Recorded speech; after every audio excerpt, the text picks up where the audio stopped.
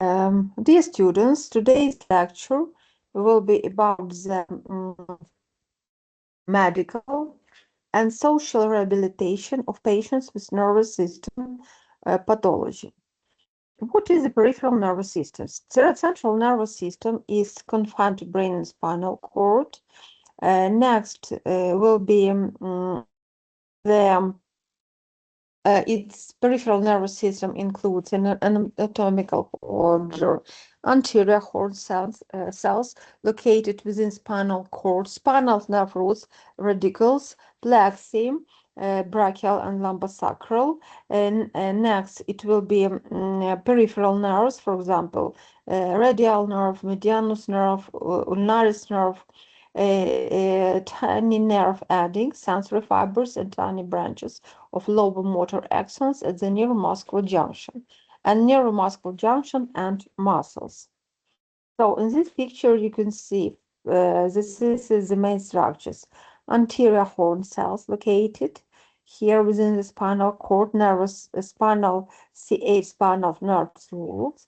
Next, this is the brachial plexus here, next ulnar nerve and neuromuscular junction and muscles. Clinical relevant anatomy. Nervous regrowth in the peripheral nervous system is dependent on the type of injury. Functional disability due to nerve lesion is intertwined with the severity of the lesion. Before this lecture, I want to tell you that the peripheral nerve has the axons. Many peripheral axons are myelinated. This is myelin, Schwann cells, and pathological process. Let's talk a little about the pathological process which happens during the dangerous of the peripheral nerve. In case of these pathological processes, will be such symptoms like causes including traumatic brain injuries, traumatic peripheral nerve injuries, infections, metabolic problems. One of the most causes is diabetes mellitus, and inherited cause. This is another one pathology which can lead to pathology different problems with peripheral nerves damaging. Next, it can be another case. This is, for example, metabolic process. And in metabolic processes, the most common disorders which lead to peripheral nerves disorders is the diabetes mellitus.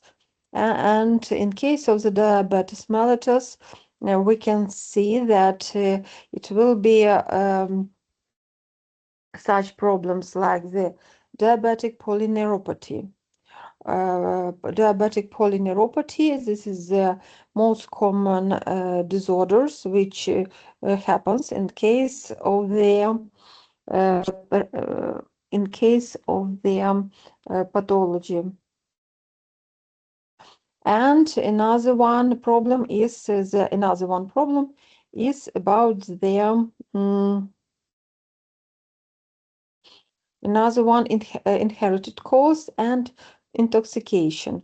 For example, it will be one of these pathological causes. It can be the intoxication for example, alcohol intoxication, and tumors and iatrogenic causes. Plexopathy, this is the peripheral nerve syndrome, is one of the lymph node explained by spinal playing roots, and it names and it will be, for example, it will be problems with and in these cases will be pathology and causes, for example, trauma, compression of tumor and hematoma. Another cause which can lead to blaxopathy, it will be the MG, intoxication, and will be the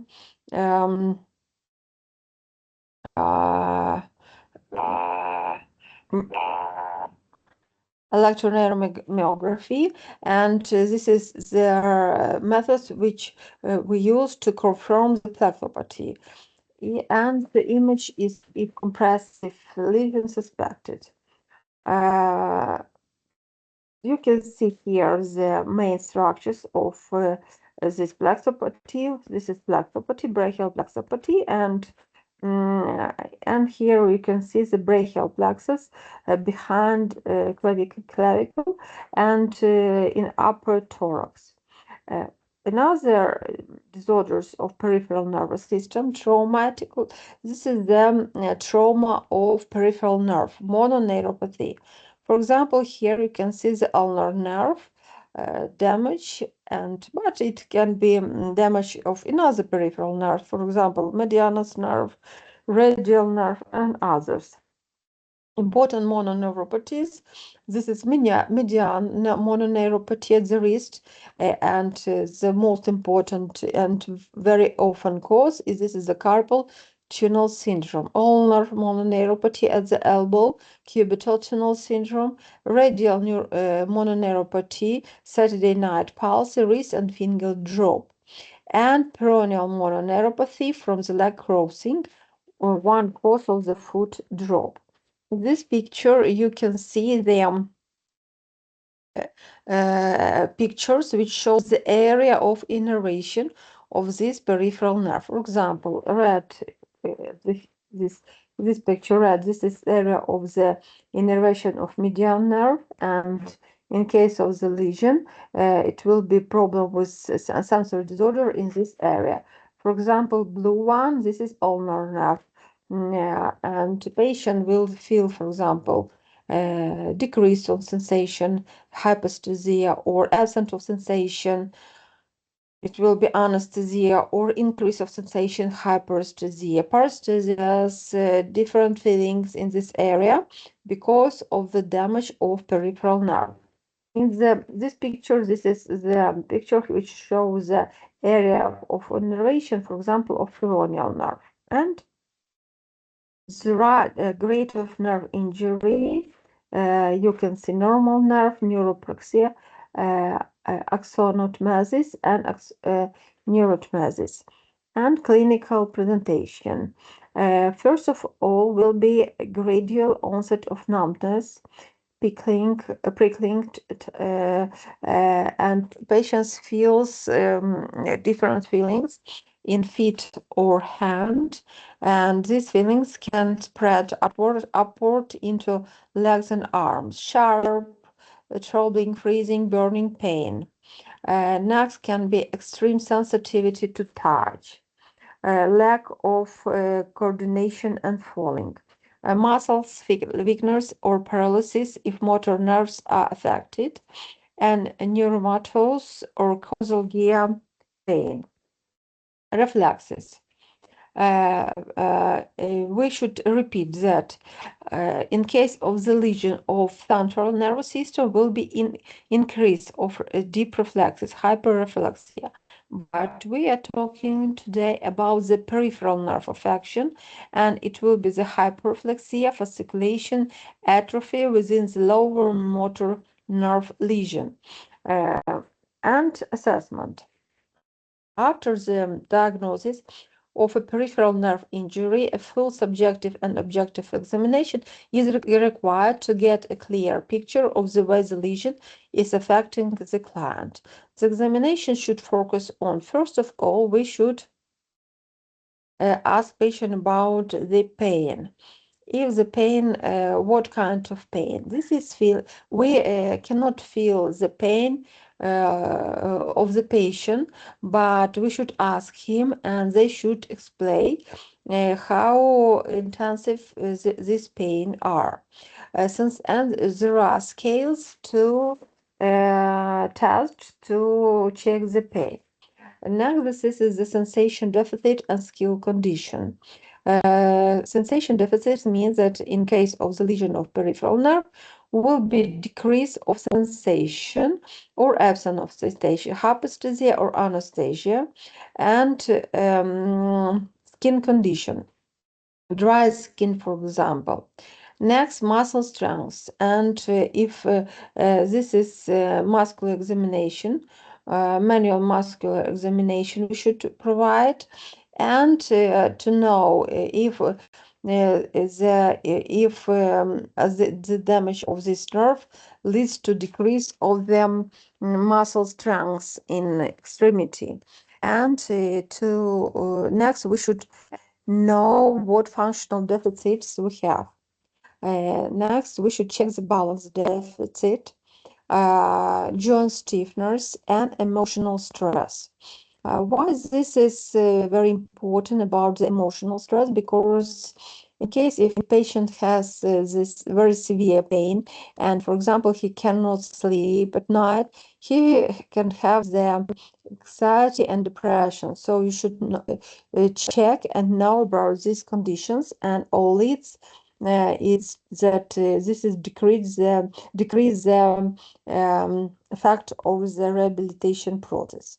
Outcome measures depends of various criteria, upper and lower limb, but could include Oxford scale, Romberg and Berg balance scale, visual analog scale for the if we are talking about the pain.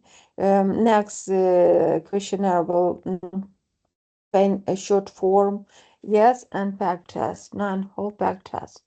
As the Oxford scale, this is the most commonly accepted method of evaluating muscle strength in the Oxford scales.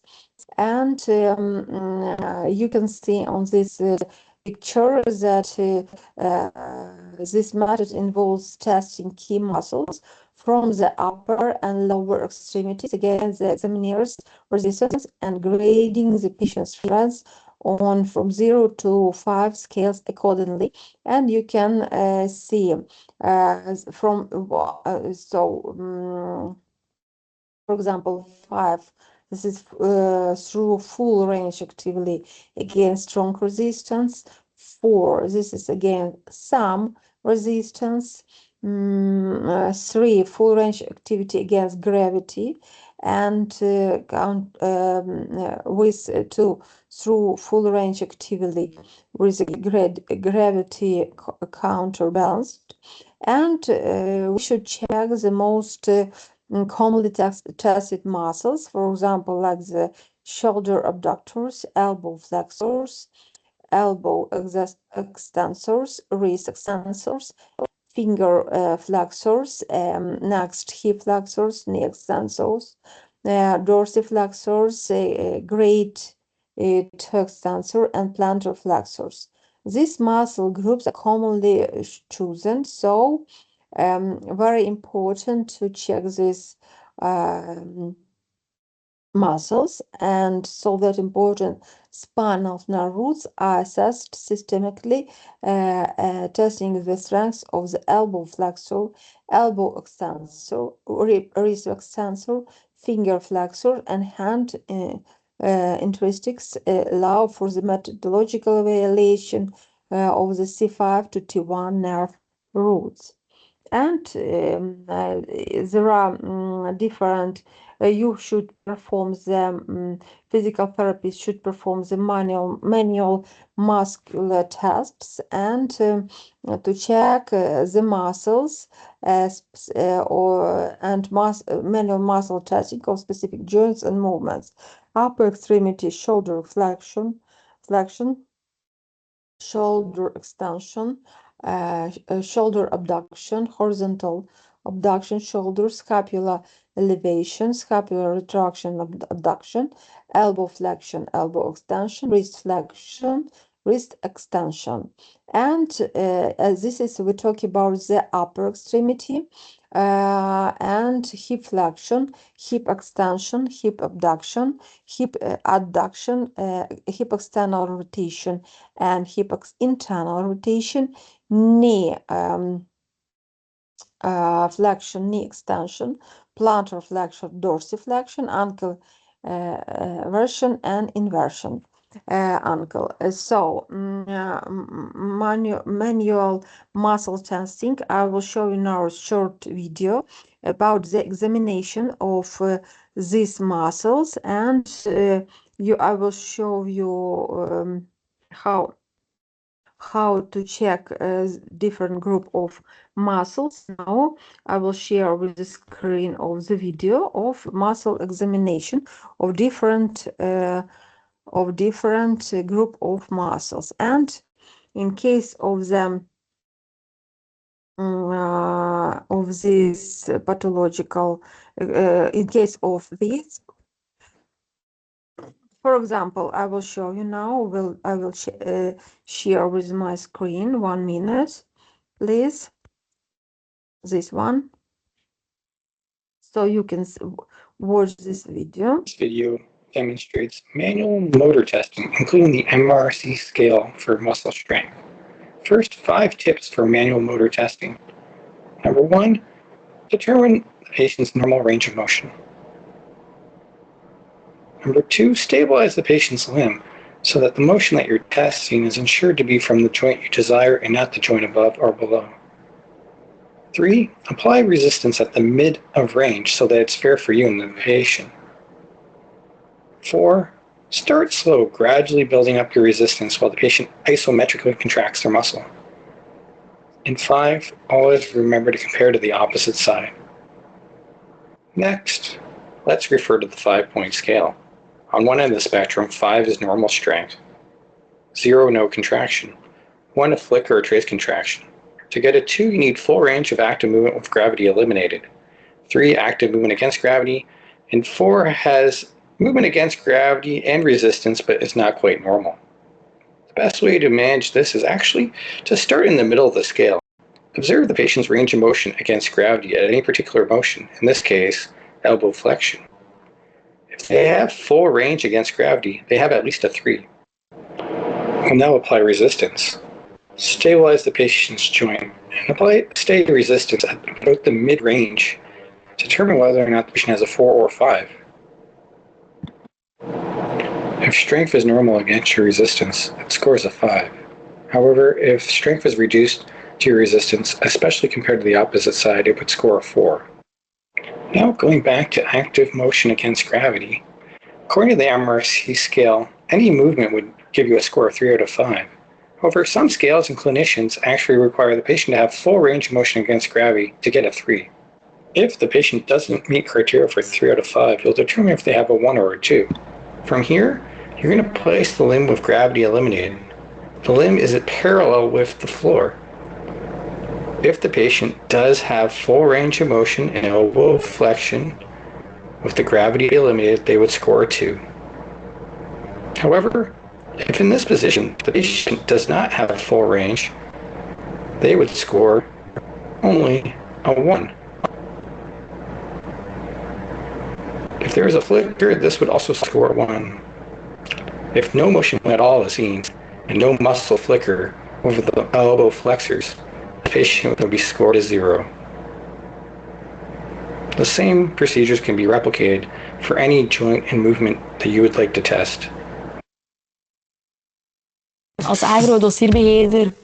Okay, so you saw how to test them muscle strength in case of the different type of pathology.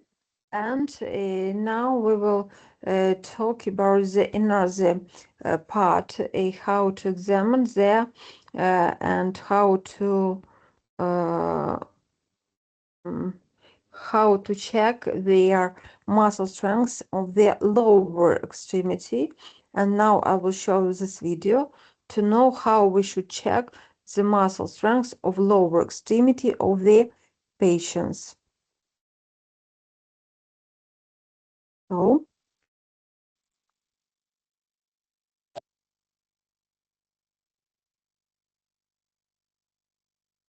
MRC scale to rate muscle strength.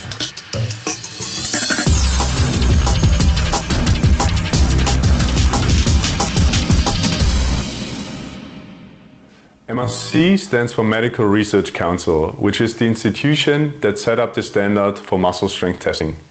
The strength can be categorized on a level from 0 to 5. In our example, we will use the extension of the knee joint. So the muscle that we're going to test is the quadriceps. The levels are as follows. Grade 0, the patient cannot activate the muscle, so no movement is observed. For grade 0, ask a patient to contract his quadriceps. He can drop his knee into the bench. For grade 0, I will not see or feel a flicker or trace of contraction or movement. Grade 1, the patient can activate the muscle without moving the limb. So only a trace or flicker of movement is seen or felt during palpation of the muscle. For grade 1, ask your patient to do the exact same thing, and this time you will see or feel a muscle flicker or trace of movement.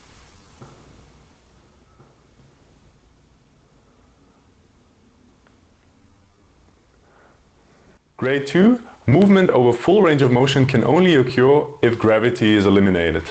In order to distinguish between grade 1 and 2, we have to bring our patient in side-lying position to eliminate gravity. Then, I will support the leg of my patient, bring it into full flexion, and ask my patient to move into extension.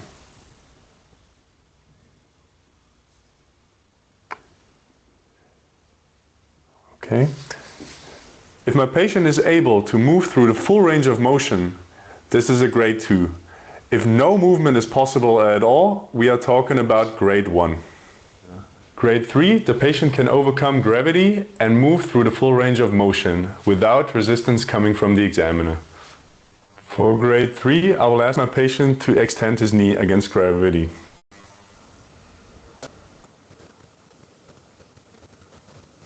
Grade 4, weakness with resistance. So your patient can move through the full range of motion with moderate resistance coming from the examiner. For grade 4, I will give moderate resistance against the extension of my patient's knee.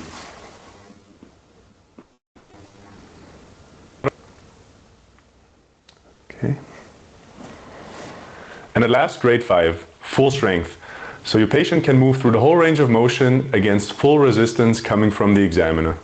And for grade 5, I will give full resistance against the extension of my patient's knee.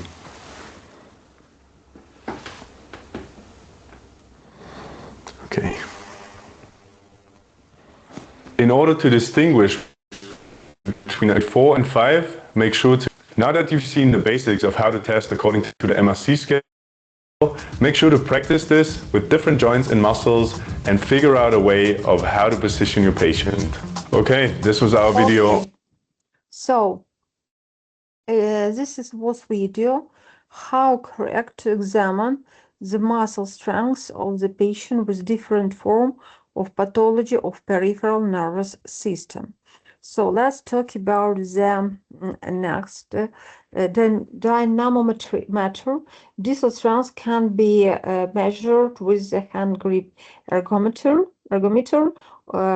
and you can see on this photo how to measure this, and this requires specialized equipment, dynamometers, and is commonly used to measure the muscle strength in extremity, and very often the physical therapists use these muscles in their practical practice.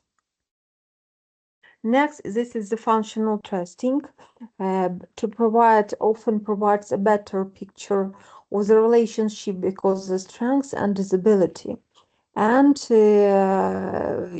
the patient does, various deficiencies are noted and quantified as much as possible. For example, a 30-second sit to stand test, for example, rising from the chair or stepping into the chair test, proximal leg strength, working of the heels and on tiptoe test distal strength. Or another test, we can use this test to diagnose different pathology of peripheral nervous system. For example, rising from the different positions. For example, the patient with myopathy, Becker myopathy or Duchenne gait cannot stand up without using his hands. This is one of the methods we can use. And next method will be 5 times sit-stool stand test. An outcome measure is a tool used to assess the patient's current status. Outcome measures may provide a score and interpretation of result at the same time a risk of categorization of the patient.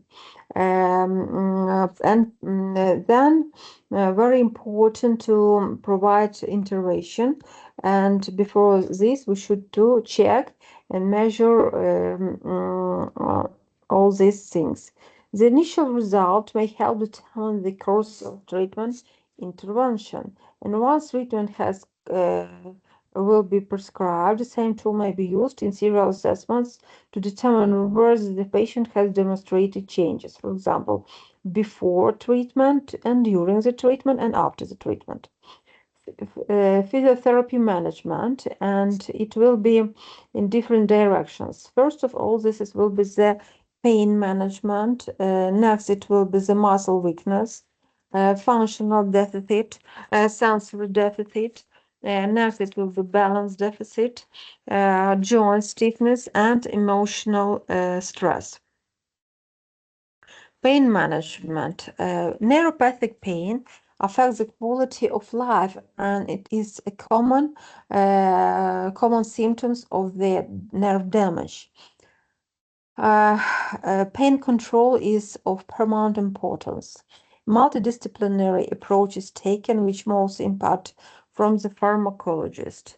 A physiotherapist can employ other modalities that show in various studies to be of benefits as complementary medicines for pain relief.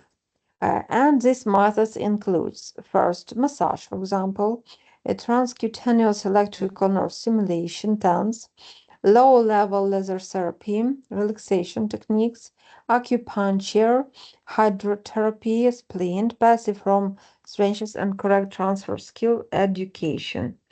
For example, muscle weakness. Next problem. In case of the lesion of peripheral nervous system, it will be present the muscle atrophy and functional deficit, and healthy neuromuscular junction is crucial and very important for nervous control of muscle. And we can use the transcutaneous electrical nerve stimulation, TENS. TENS has been seen in numerous studies to have a positive effect of maintaining neuromuscular junctions health and in prevention of muscle atrophy. In 2008, a study found the use of TENS was most beneficial if delayed to 1 week post-trauma, the use of 100 Hz being most beneficial. Muscle care is of utmost importance to prevent damage to muscle units, in particular prevent heart or core trauma, overstretching by gravity or incorrect lifting, transfer techniques, contractures of muscles, and all this gives a good results. And when muscle strengthening exercise should be done, it is very important not to damage the healing nervous tissue, and you shouldn't forget about this. If patients feel some needless or numbness or increased pain, you should know that it's if all this happens during the exercise, means that this exercise is too hard for such patients, and it can have a negative effect on healing.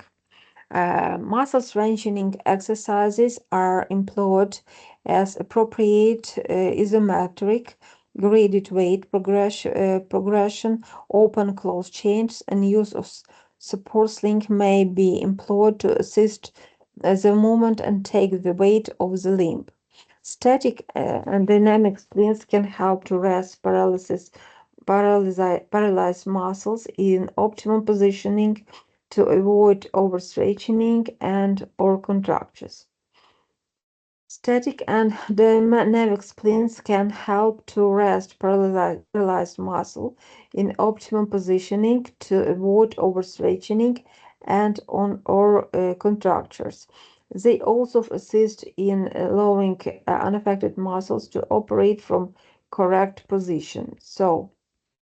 And we can use the different assistive devices to prevent the contractures of the extremities during the trauma. This is, for example, for upper limb and different type.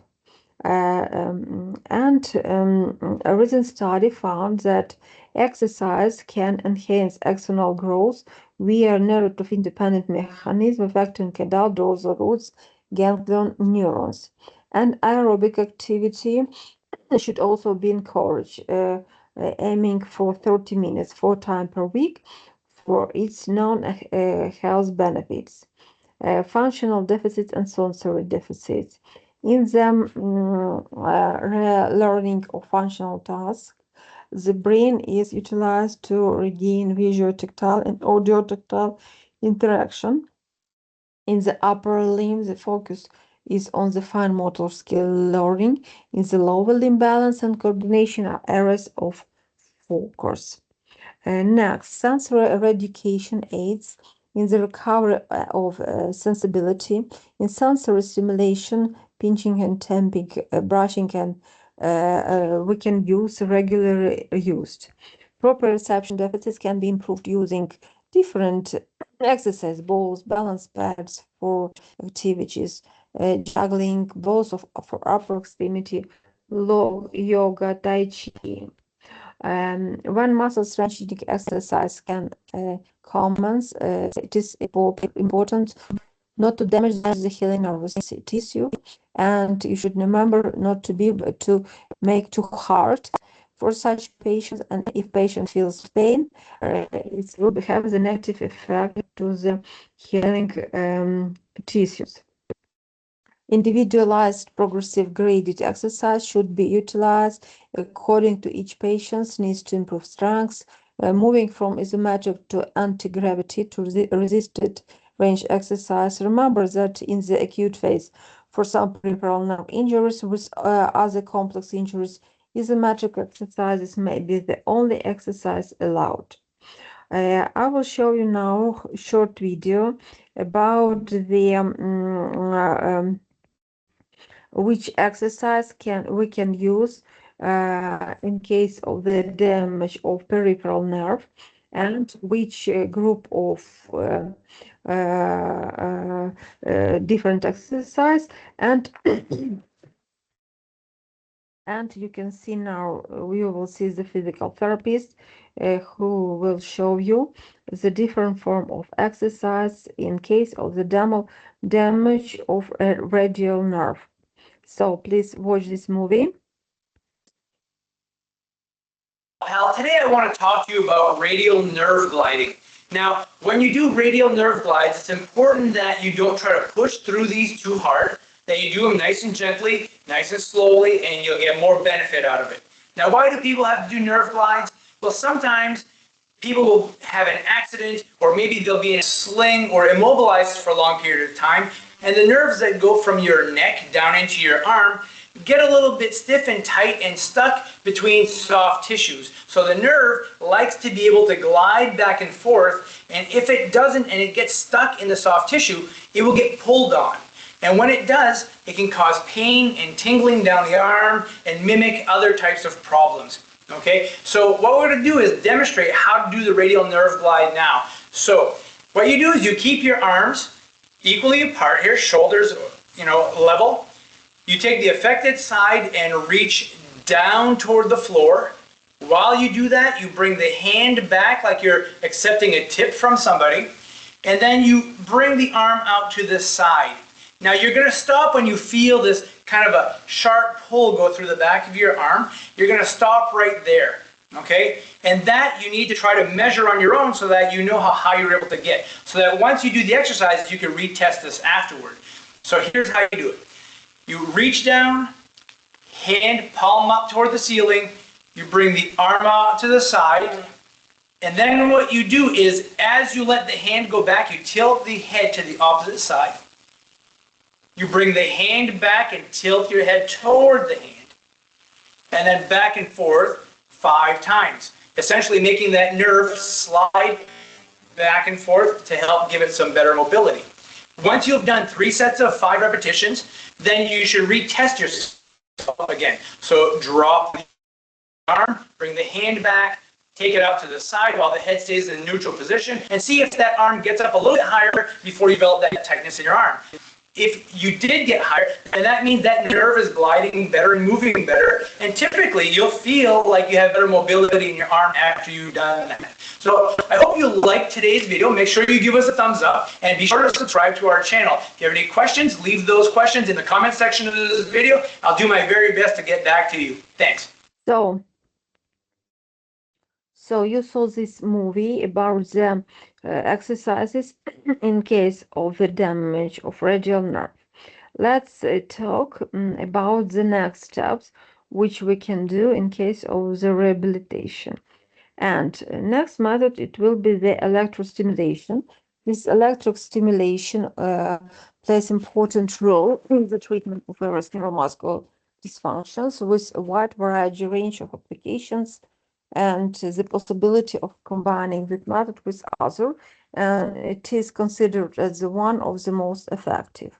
Electroacupuncture is a simple method of indirect application of an electrical stimulation to injured nerve, and it was revealed by authors that the regeneration of the injured nerve was enhanced by continuous electrical stimulation at the site of the injury via chronically implanted electrodes.